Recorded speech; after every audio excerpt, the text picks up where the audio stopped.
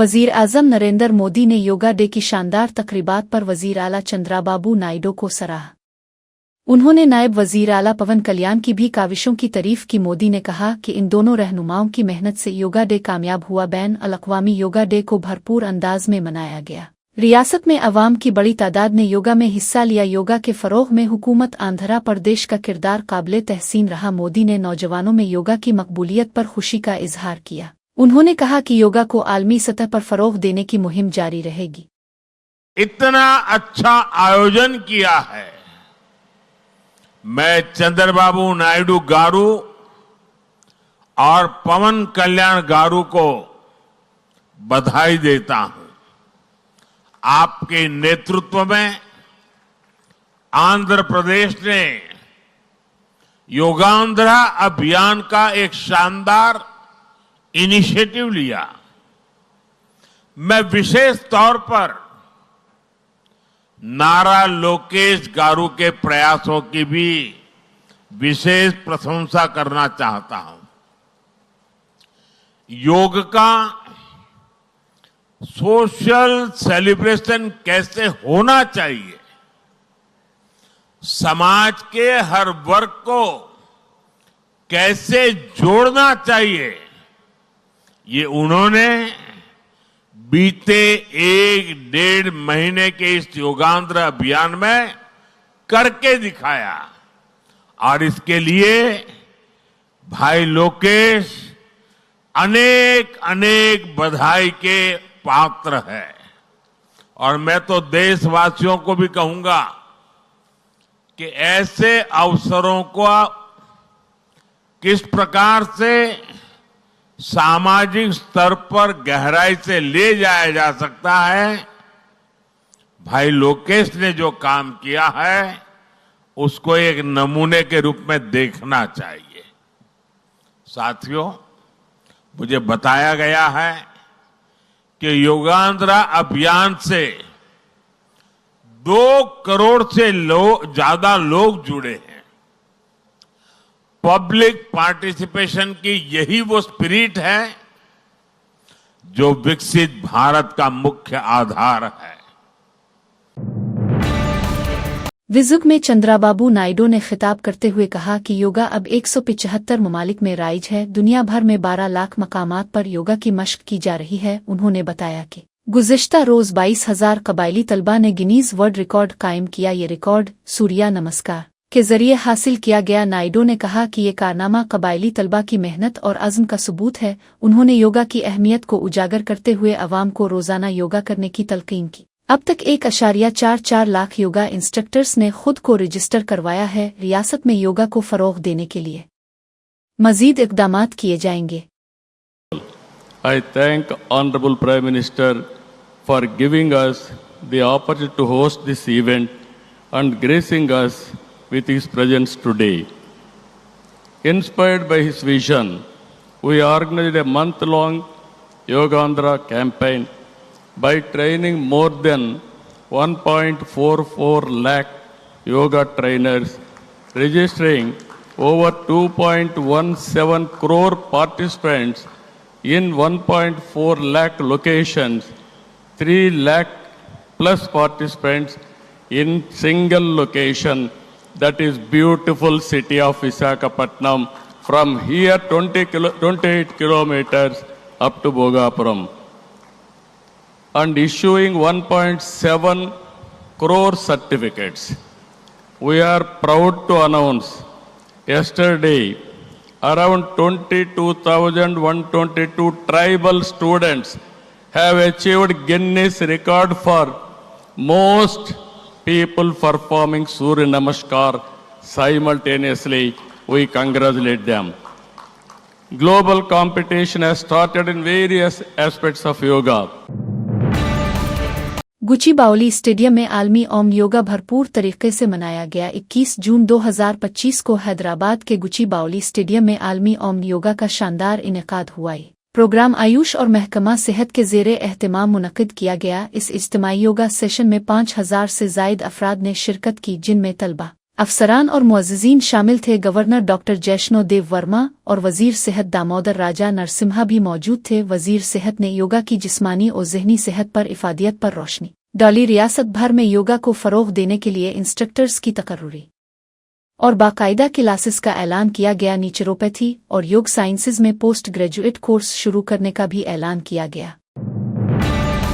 विशाखापट्टनम में मुनक़दा योग आंध्रा प्रोग्राम में एक खातून ने इंतज़ामात पर शदीद नाराज़गी जाहिर की। उन्होंने कहा कि हमें सुबह 3 बजे यहाँ लाया गया, लेकिन न खाने का इंतज़ाम है न पीने का। वापस जाने के लिए बसें भी मौजूद नहीं हैं। हम यहाँ फंस गए हैं। खातून ने कहा कि हमें यहाँ लाकर छोड़ दिया गया, किसी ने पूछा तक नहीं। इसने इंतज़ामिया पर लापरवाही का इल्ज़ाम लगाते हुए कहा कि कोई सहूलत मौजूद नहीं है। ख्वातीन और बुजुर्गों को शदीद मुश्किलात का सामना करना पड़ रहा है। योगा प्रोग्राम की आव में अवाम को परेशान किया जा रहा है। उन्होंने इल्ज़ाम लगाया। खातून ने मुतालबा किया कि फौरी तौर पर वापसी के इंतज़ामात किए जाएं।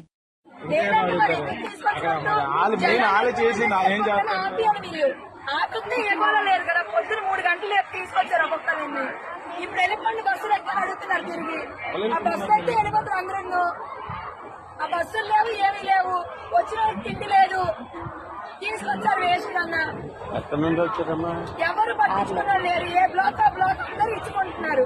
ఏ అంటే నేను దరిద్రం ఎక్కడా లేదు, ఎవరికి లేదు, ఒక్కరు లేదని చెప్పడమే ఆ గ్రూప్ వాళ్ళు. మరి వచ్చి తీసుకొచ్చిన ఏం చేస్తున్నారో తెలియట్లేదు. मीडिया से बात करते हुए बीजेपी लीडर बंदी संजय ने कांग्रेस हुकूमत पर सवालात उठाए। उन्होंने कहा कि फ़ोन टेपिंग केस में मुल्जिमान के बयानात की बुनियाद पर केसीआर को नोटिस क्यों नहीं दिया जा रहा। क्या कांग्रेस और बीआरएस के दरमियान कोई अंदरूनी समझौता है? ये पार्टियां एक दूसरे को क्यों बचा रही हैं? उन्होंने सवाल किया कि प्रभाकर राव को अदालत में लाने के बजाय कांग्रेस हुकूमत उनके साथ नरमी क्यों बरत रही है। बंदी संजय ने पूछा कि प्रभाकर राव की वापसी से पहले केसीआर का बेटा अमेरिका क्यों गया। उन्होंने कहा कि इस पूरे मामले की सीबीआई से तहकीकात कराई जानी चाहिए। रियासती हुकूमत को फ़ोन टेपिंग केस की शफाफ जांच के लिए संजीदा इक़दाम करना चाहिए। నేను మొదటి నుంచి కూడా ఫోన్ ట్యాపింగ్ విషయంలో అన్ని విషయాలు చెప్తూ వస్తున్నాను. నేను అందరికంటే ముందు ఆరోపణ కూడా చేసిన నేను ఇది హైదరాబాద్ కేంద్రంగా జరిగింది, సిరిసిల్ల కేంద్రంగా జరిగింది. ప్రణీత్ రావు అనే వ్యక్తి ద్వారా సిరిసిల్ల కేంద్రంగా ఈ ఫోన్ ట్యాపింగ్ జరిగింది. సిరిసిల్ల కేంద్రంగా జరిగిందంటే ఎవరి అనుమతితో జరిగింది, ఎవరి కన్నుసరణలో జరిగిందో అందరికీ తెలుసు. మరి సిరిసిల్లనే ఎందుకు కేంద్రంగా ఎంచుకున్నారో కూడా తెలుసు అందరికి. కాబట్టి దీని మీద విచారణ జరపాలి. ఇవాళ ప్రభాకర్ రావు అనే వ్యక్తి అనేక కుటుంబాలను నాశనం చేశాడు. అనేక మంది మాలాంటి కార్యకర్తలు ఉసురు పోసుకున్నటువంటి మూర్ఖుడు ప్రభాకర్ రావు అంటాడు. కాంగ్రెస్ పార్టీ ప్రభుత్వం ఏర్పడిన తర్వాతనే ఫోన్ ట్యాపింగ్ నిందితులు అందరూ తప్పించుకునే ప్రయత్నం చేశారు. అమెరికా ఎప్పుడు వారిపోయాడు? కాంగ్రెస్ పార్టీ ప్రభుత్వం ఏర్పడిన తర్వాత. ప్రభాకర్ రావు గాని రాధాకిషన్ రావు అనే వ్యక్తులు కానీ వీళ్ళిద్దరూ అనేక మంది ఇతర పార్టీలకు సంబంధించిన కార్యకర్తలు ఉసురు పోసుకున్న వ్యక్తులు వీళ్ళు.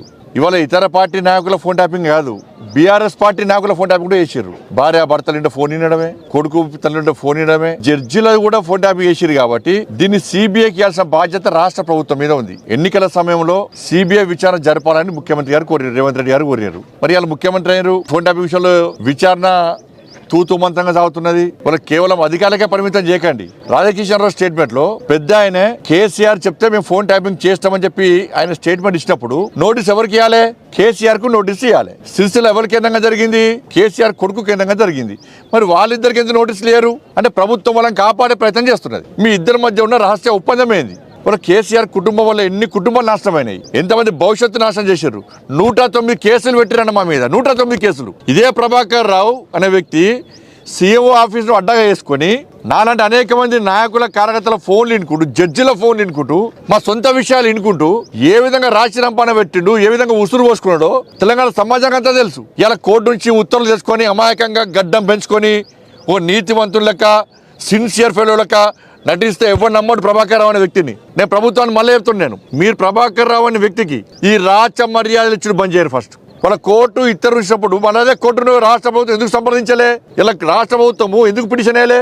లోపైకర్ ఒప్పందం 100 సార్లు అయిపోయి నేను సీఎంఓ ఆఫీస్ లో ప్రభాకర్ రావు మొత్తం సర్వనాశనం చేస్తున్నా అని చెప్పి ప్రభాకర్ రావు డ్యూటీలో ఉన్నప్పుడే నేనే చెప్పిన. పేపర్ లీకేజ్ అని చెప్పి నన్ను అక్రమంగా అరెస్ట్ చేసినప్పుడు నా దగ్గరకు వచ్చిన పోలీస్ ఆఫీసర్ ఎంత మూర్ఖత్వం అంటే, నేను హైదరాబాద్ నుంచి కర్నూలు మా అత్తమది 5th డే ఉంటే వచ్చిన తర్వాత నేను డ్రెస్ వేసుకొని వచ్చినా ఏమనలే. అప్పటిదాకా పోలీసులు నాతో ఉన్నారు. నేను ఇంట్లోకి పోయి డ్రెస్ మార్చుకొని వచ్చిన తర్వాత నా దగ్గర పోలీస్ ఆఫీసర్ ఏమన్నాడు ఫోన్ చేసి, సార్ నైట్ డ్రెస్ వేసుకున్నారు సార్ ప్రభాకర్ సార్ మాట్లాడినారు సార్, ప్రభాకర్ సార్ అరెస్ట్ ఏమన్నారు సార్ అని ఈ పోలీస్ ఆఫీసరు ఇక్కడ పోలీస్ ఆఫీసర్ మాట్లాడుతూ నేనైనా అంటే నైట్ డ్రెస్।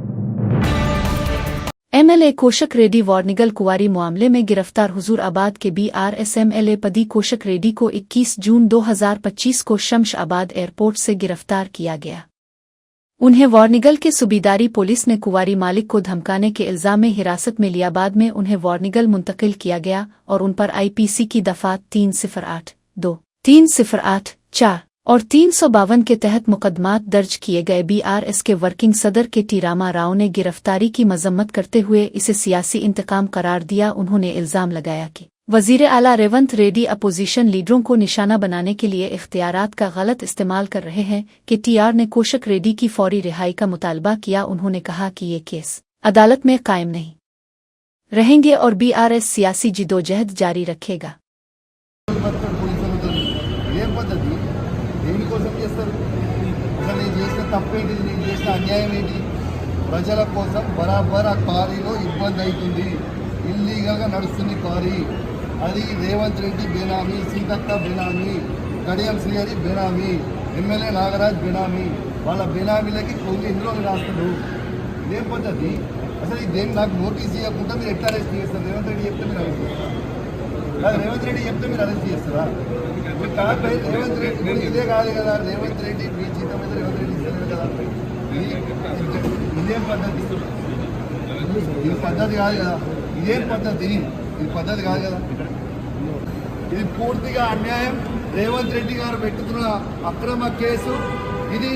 కమలాపూర్ మండలంలో గుండేడ్ గ్రామంలో ఇల్లీగల్ మైన్ నడుస్తూ ఉంది। ఇది ఆయన రేవంత్ రెడ్డి ఆధ్వర్యంలో సీతక్క, తర్వాత కడియం శ్రీహరి, ఎమ్మెల్యే నాగరాజ్ గారి బెనామీ ఖచ్చితంగా నిలదీస్తాం, ఖచ్చితంగా అడుగుతూనే ఉంటాం, ఊపుకునే ప్రసక్తే లేదు। మీరు చేస్తున్న అన్యాయం, ఇల్లీగల్ మైనింగ్ నడుస్తుంది అక్కడ, కేవలం 2.5 హెక్టర్స్ మాత్రమే ఉంటే ఇలా ఆడ ఇల్లీగల్ మైనింగ్ 20 ఎకరాలలో చేస్తూ ఉన్నారు। గుండేడ్ గ్రామ ప్రజలందరికీ కూడా చాలా ఇబ్బంది అవుతా ఉంది। గుండేడ్ గ్రామ ప్రజలు మొత్తం కూడా ఇబ్బంది పడుతూ ఉన్నారని చెప్పి కూడా ఈ సందర్భంగా తెలియజేస్తా ఉన్నాను। ఆ ప్రజలు ఇలా హెల్మెట్లు పెట్టుకొని మరి చేసే పరిస్థితిగా ఉంది। ఇలా ప్రజలందరూ కూడా గమనించాలి। ఇలా రేవంత్ రెడ్డి గారు చేస్తున్న అక్రమ అరెస్టులు, అక్రమ కేసులకి నువ్వు రేవంత్ రెడ్డి గుర్తుపెట్టుకో, నువ్వు ఎన్ని కేసులు పెట్టినా, ఎన్ని బెదిరించినా భయపడేది లేదు। నీ సంగతి తప్పకుండా చెప్తాం, ఖచ్చితంగా ప్రజలన్నా చెప్తాం, ఖచ్చితంగా చెప్పే ప్రయత్నం చేస్తాం। జై తెలంగాణ, జై కేసీఆర్। डायल 112 तेलंगाना पुलिस का मरबूत इमरजेंसी रिस्पांस सिस्टम। अब तमाम इमरजेंसी के लिए सिर्फ एक नंबर 112 डायल करें। पुलिस, फायर ब्रिगेड, एम्बुलेंस, ख्वातीन और बच्चों की हिफाजत और आफात का फौरी हल। जीपीएस से लैस गाड़ियों की मदद से तेज तर रिस्पांस मुमकिन बनाया गया है। 24 घंटे सर्विस, मुताद्दिद जुबानों में बातचीत की सहूलत दस्तयाब है। 112 इंडिया ऐप SMS का एंड्राइड फ़ोन का पावर बटन 3 बार दबाएं। ख्वातीन और बच्चों के लिए खुसूसी इमदादी टीम मौजूद है। तेलंगाना पुलिस की जानिब से आवाम को फौरी, मरबूत और महफूज खिदमत फराहम की जा रही है। Today marks an important chapter in our journey towards public safety. Dial 112 is embodiment of our commitment to your well-being. Our officers are trained and ready to take immediate action, offering you assistance when you need it most. We understand that emergencies are stressful, and we want to assure you that our priority is to reduce your burden by providing prompt and professional service. The Telangana Police here is to ensure that no individual feels alone in times of crisis. Dial 112 is our promise, a promise that will be there whenever you need us.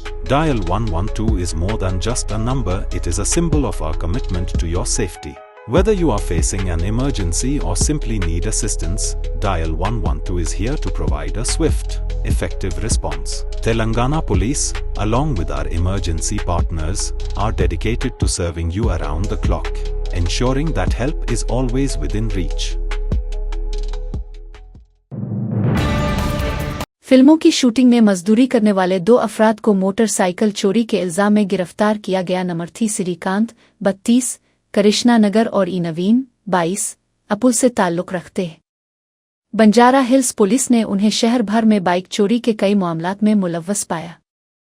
Police ने उनके कब्जे से 13 चोरी शुदा मोटरसाइकिलें बरामद की। चोरी के ये मुकदमात शहर के मुख्तलिफ 7 पुलिस स्टेशनों में दर्ज थे। तहकीकात के दौरान चोरी शुदा गाड़ियां खरीदने वाले शेख कलीम को भी गिरफ्तार किया गया। श्रीकांत एक आदि मुजरिम है जिसके खिलाफ पहले से कई केस दर्ज हैं। पुलिस मजीद तहकीकात कर रही है ताकि दीगर मुमकिना वारदातों का पता चलाया जा सके। 10 साला जिष्ट चौहान स्कूल बस के नीचे आकर जाँ बहक हो गया। ये हादसा जगतगिरी गटा के आलून कॉलोनी इलाके में पेश आया। बच्चा अपनी साइकिल से गिर गया जिसके बाद पीछे से आती स्कूल बस ने कुचल दिया। हादसा इस वक्त हुआ जब बस दीगर तलबा को लेने आ रही थी। बच्चे को शदीद चोटें आईं और अस्पताल पहुंचने पर मुर्दा करार दिया गया। पुलिस ने फौरी कार्रवाई करते हुए बस ड्राइवर को हिरासत में ले लिया। वाकये की तहकीकात के लिए CCTV फुटेज का जायजा लिया जा रहा है। बच्चे की लाश पोस्टमार्टम के लिए भेज दी गई है। आसिफ नगर के झरा इलाके में फर्नीचर बनाने वाली एक कसीर और मंजिला फैक्ट्री में आग लग गई।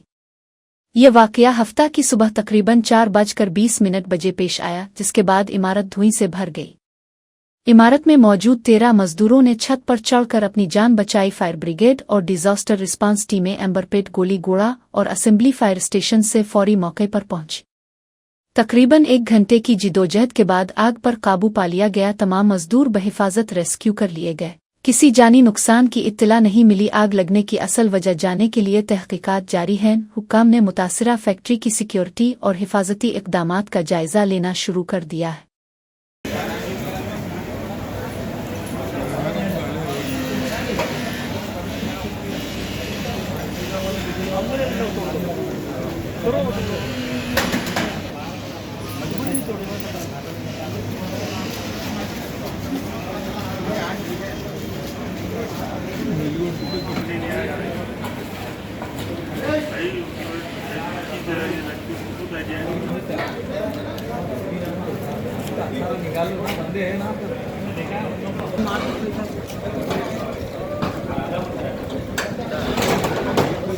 निकालो भाई।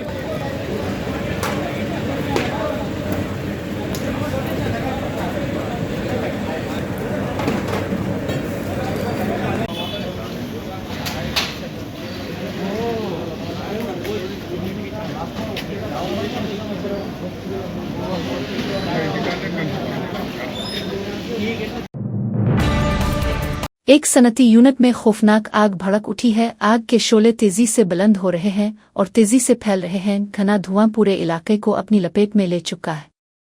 आसपास के रिहायशी इलाकों में खौफ व हरास फैल गया है। फायर ब्रिगेड की टीमें फौरी तौर पर जायवकुआ पर पहुंच गई हैं। आग पर काबू पाने की भरपूर कोशिशें जारी हैं। ताहाल किसी जानी नुकसान की इत्तला नहीं मिली है। आग लगने की वजूहात का पता लगाने के लिए तहकीकात शुरू कर दी गई है।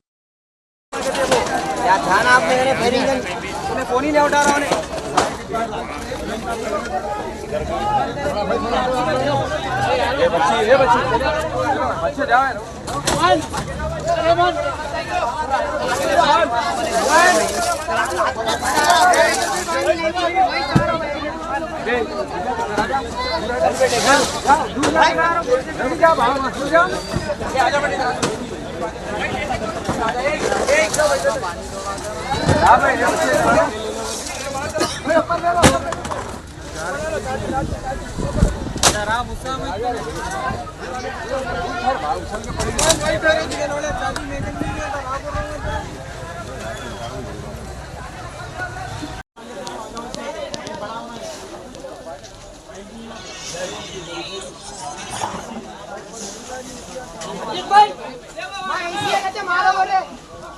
भाई एसी की जगह हमारा आउटडोर लास्ट में जाएंगे ना।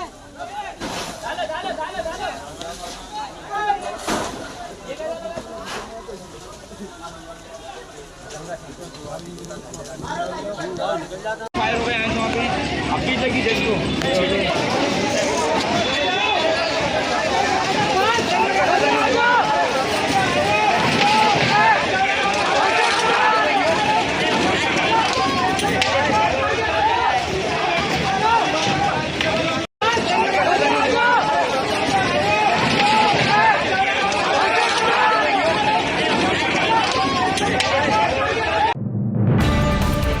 खम जिला के मदीगोड़ा मंडल से ताल्लुक रखने वाले 25 साला नौजवान इरोको गोपी ने खुदकुशी कर ली। गोपी ने 1 साल कबल खम की लड़की से मोहब्बत की शादी की थी, जो इस वक्त कोठागोड़म में नर्सिंग कोर्स कर रही है। गोपी भी वहीं रहते हुए एक प्राइवेट मुलाजमत कर रहा था।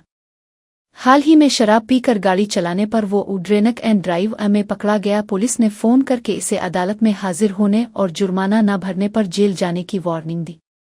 इस धमकी से गोपी शदीद खौफ का शिकार हो गया। जहनी दबाव में आकर उसने फांसी लगाकर खुदकुशी कर ली। उसकी बीवी ने पुलिस पर इल्जाम लगाया कि ट्रैफिक पुलिस की धमकियों की वजह से ही उसके शौहर ने जान दी। नलगंदा जिला के निकिरी काल मंडल के नौमौला गांव में एक दिल दहला देने वाला वाकया पेश आया। नरसिंह जानिए 34 नामी शख्स को कुछ अफराद ने दरख्त से बांधकर बुरी तरह मारा। तशद्दुद के बाइस जानिए को शदीद चोटें आईं और उसकी हालत नाजुक हो गई। इसे नलगंदा सरकारी अस्पताल मुंतकिल किया जा रहा था कि रास्ते में इसकी मौत हो गई। पुलिस के मुताबिक वाकये की मुमकिना वजह नाजायज ताल्लुकात हो सकती है। वाकये में मुलव्वस अफराद की शनाख्त और गिरफ्तारी के लिए तफ्तीश जारी है। पुलिस का कहना है कि मुकम्मल तफसीलात हासिल की जा रही हैं। इस संगीन वाकये से इलाके में सनसनी फैल गई है। बीवी पर शक की बुनियाद पर 2 बच्चों को कत्ल करके फरार होने वाले बाप रविशंकर का मामला नया मोड़ ले चुका है। ये वाकया एनटीआर जिला के माइलवर में पेश आया, जहां बंद कमरे से दोनों बच्चों की लाशें बरामद हुई। रविशंकर ने खुदकुशी का ड्रामा रचाते हुए एक खत छोड़ा जिसमें लिखा कि वो भी जान दे रहा है। पुलिस ने इसकी लाश तलाश करने के लिए वसी पैमाने पर तलाश मुहिम शुरू की, ताहम लाश न मिलने पर पुलिस को शक हुआ कि वो जिंदा है। बैंक ट्रांजैक्शंस और टेक्निकल शवाहिद की मदद से तहकीकात की गई। रविशंकर ने नए सिम कार्ड के जरिए खुद को छुपाने की कोशिश की थी। पुलिस ने इसकी लोकेशन ट्रेस करते हुए इसे विशाखापट्टनम में गिरफ्तार कर लिया और उसने एतराफ़ किया कि इसने बीवी पर शक की बना पर बच्चों को कत्ल किया। एमआरओ को रिश्वत देते हुए किसान ने वीडियो रिकॉर्ड कर ली। यह वाकया भद्रा दुरी कोतागोड़म जिला के ईश्वापुरम मंडल के नालूपाका गांव में पेश आया। किसान अपनी पासबाग में जमीन के पटवी का नाम तब्दील करवाने तहसीलदार ऑफिस गया था। एमआरओ राजा राव ने किसान से रिश्वत की शक्ल में 8,000 रुपए तलब किए। वीडियो में सुना गया कि वो कह रहा है सिर्फ 7,000 और 1,002। एमआरओ को मालूम न था कि किसान इसकी बातचीत रिकॉर्ड कर रहा है। किसान ने पूरा वाकया वीडियो की शक्ल में महफूज कर लिया। अब अवाम एमआरओ के खिलाफ कार्रवाई का मुतालबा कर रहे हैं। नाबालिग ने 7 साला बच्ची को जिनसी ज्यादती का निशाना बनाया। महबूबनगर जिचरला में एक 16 साला लड़के ने 7 साला लड़की के साथ जिनसी ज्यादती की, जो अपनी मां के साथ लकड़ियां लाने गई थी। लड़का लड़की को घसीटकर झाड़ियों में ले गया, मुंह में कपड़ा भर कर मारा पीटा और किसी को बताने पर जान से मारने की धमकी दी। पेट में दर्द से मुतासिरा बच्ची को अस्पताल ले जाया गया, लेकिन हकीकत सामने आने पर वालिदैन ने पुलिस से शिकायत की। पुलिस ने लड़के को अपनी तहवील में ले लिया। कुंडापुर के श्री रामनगर कॉलोनी में एक अपार्टमेंट की 8वीं मंजिल पर आग भड़क उठी। ये इमारत मेन रोड की जानिब वाक़ है, जहां से शोले बुलंद होते देखे गए। वाक़ये की इत्तला मिलते ही 2 फायर इंजन फौरी तौर पर मौके पर पहुंच गए। फायर फाइटर्स आग बुझाने की कोशिशों में मसरूफ हैं। इमारत से धुआं उठने के बाइस आसपास के इलाके में खौफ व हरास फैल गया। ताहाल किसी जानी नुकसान की इत्तला मौसूल नहीं हुई है। मुतासिरा अपार्टमेंट में मौजूद अफराद को बहिफाजत निकालने की कोशिश की जा रही है। वाक़ये की मुकम्मल तफसीलात का इंतजार किया जा रहा है। तहकीकात जारी है।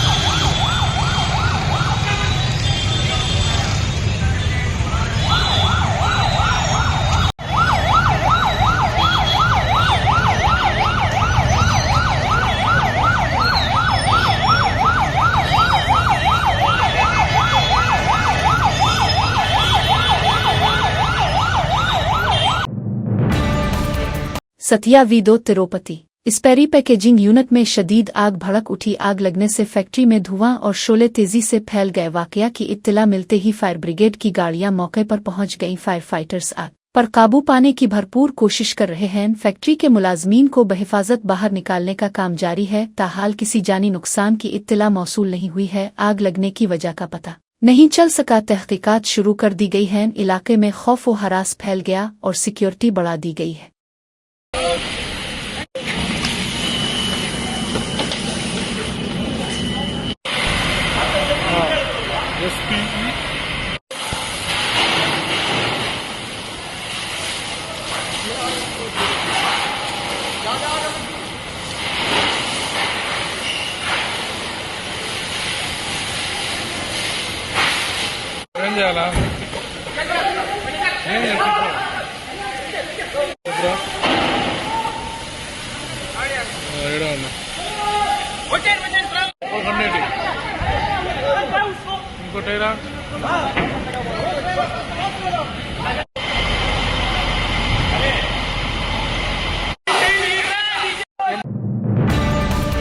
सब माल चाइनीज है। राहुल गांधी का दिल्ली के नेहरू प्लेस में टेक्नीशियन से दिलचस्प मुकालमा। उन्होंने पूछा, मेड इन इंडिया और बिल्ड इन इंडिया में क्या फ़र्क है? हकीकत वाज़ेह है, हम सिर्फ पुर्जे जोड़ते हैं, खुद कुछ तैयार नहीं करते। ज़्यादातर सामान चीन से आता है और फ़ायदा भी चीन को ही होता है। राहुल गांधी ने कहा कि सिर्फ इसमिली से तरक्की मुमकिन नहीं, मुल्क को हकीकी मैन्युफैक्चरिंग की तरफ बढ़ना होगा। टेक्नीशियंस ने भी इस बात की तस्दीक की कि सब कुछ चीनी माल पर इन्हिसार है। ये वीडियो भारत की सनती हकीकत को बेनकाब करती है, जरूर देखें। चाइना सारे कंपोनेंट्स बना रहा है, असेंबली करनी है, आप चाइनीज कंपोनेंट लेके कहीं भी असेंबली कर दो, उस पे अपना ठप्पा लगा दो, हो जाएगा। बिल्कुल, ये सारे जो बैंड्स है, ये जो आते हैं प्रोकेयर एग्जाम, ये सब चाइनीज है, जापानीज है, सब मैन्युफैक्चरिंग जो सेल्स हो रहे हैं वो सब चाइना जापान में हो रहे हैं।